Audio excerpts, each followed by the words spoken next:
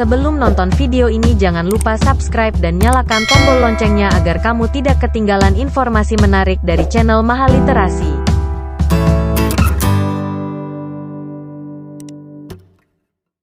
Tragedi kematian Cleopatra sangat populer di seluruh dunia. Ada beberapa versi penyebab kematian penguasa Mesir kuno terakhir ini.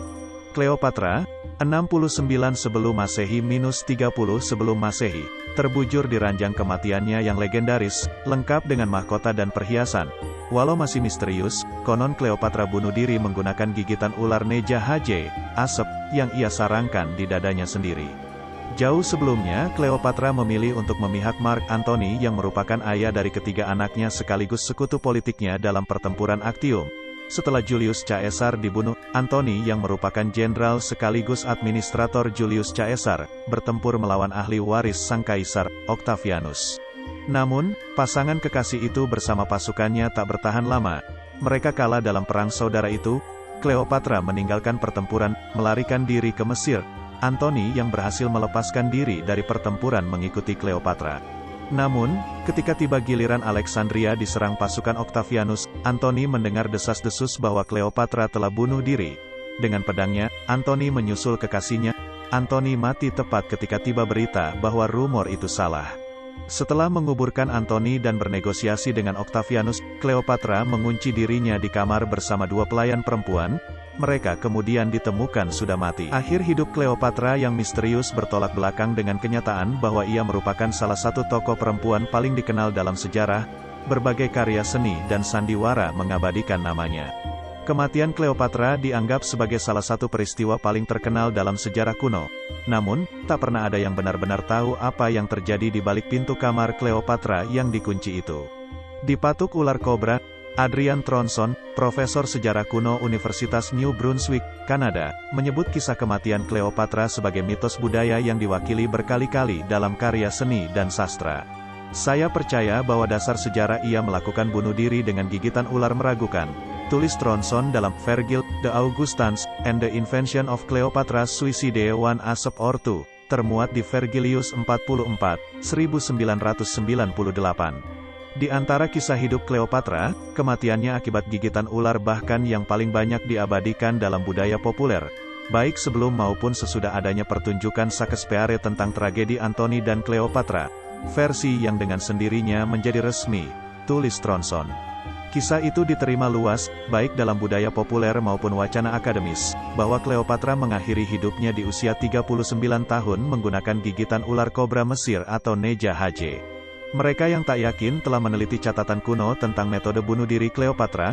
Telah terbukti berulang kali bahwa tidak ada kepastian sejarah yang kuat atas kisah ini. Para peneliti banyak bergantung pada catatan kuno. Sumber informasi tertua berasal dari Strabo, sejarawan dan geograf Yunani yang hidup pada masa kematian Cleopatra.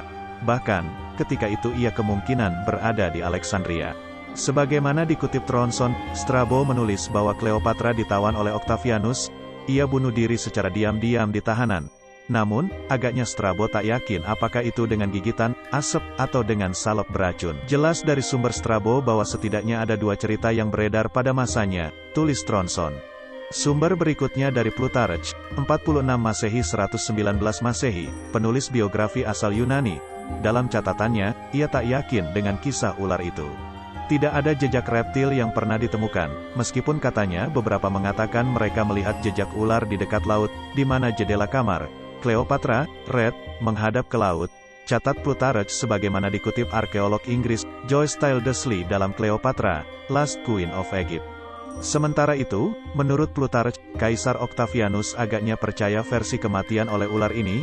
Ia bahkan membawa gambaran Cleopatra yang dililit ular dalam perayaan kemenangannya. Penulis biografi lainnya yang sezaman dengan Plutarch adalah Suetonius. Sebagai sekretaris kekaisaran, ia memiliki akses ke sumber resmi dan arsip negara. Dalam tulisannya tentang Kaisar Augustus, ia secara singkat menyebut Cleopatra. Menurutnya, Octavianus sebenarnya sangat menginginkan sang ratu tetap hidup. Kaisar Augustus pertama ini bahkan membawa masuk Sili, pawang ular terkenal untuk menyembuhkan gigitan ular pada Cleopatra. Versi ini sejalan dengan apa yang dikatakan Plutarch tentang kepercayaan Octavianus yang terkenal pada cerita gigitan ular, tulis Tronson. Kemudian ada penulis dari abad keempat, Orosius, Tronson menyebut sejarawan ini sepertinya menggantungkan keterangannya pada pendapat Suetonius. Namun, Orosius menambahkan bahwa gigitan ular terletak di lengan kiri Cleopatra. Tetapi ini mungkin kesimpulannya sendiri, tulis Tronson. Sengaja dibunuh. Joyce Tildesley tak percaya Cleopatra bunuh diri dengan gigitan ular. Cara ini tidak mudah karena seekor ular diperkirakan bisa membunuh 3 orang, Cleopatra dan 2 dayangnya. Risiko kegagalannya tinggi. Pat Brown, profiler kejahatan dari Amerika, dalam The Murder of Cleopatra, Historis Greatest Cold Case juga berpikir sama. Ketika saya berada di Mesir, Roma, dan Inggris bekerja dengan ahli Mesir kuno, ahli racun, arkeolog, dan sejarawan dunia kuno, saya mulai mengumpulkan cerita lain yang lebih kredibel di balik kematian Cleopatra, tulisnya. Brown tak membayangkan kalau Cleopatra yang berstatus sebagai tawanan Octavianus dibiarkan tanpa pengawasan di dalam kamarnya. Tak mungkin pula kalau tak dilakukan penyisiran menyeluruh untuk memastikan tak ada benda yang bisa digunakannya untuk berbuat sesuatu yang tak diinginkan. Orang pasti berpikir akan ada penjaga yang kompeten yang ditempatkan di luar pintu dan mungkin 1 atau 2 penjaga di dalam pintu juga, tulis Brown. Sebelumnya, Plutarch menulis bahwa seekor ular disembunyikan di antara buah ara di dalam keranjang. Aneh kalau para penjaga tidak memeriksa keranjang itu ketika para dayang membawanya masuk ke kamar Cleopatra. Seekor ular bukanlah sesuatu yang mungkin terlewatkan selama pencarian semacam itu, tulis Brown.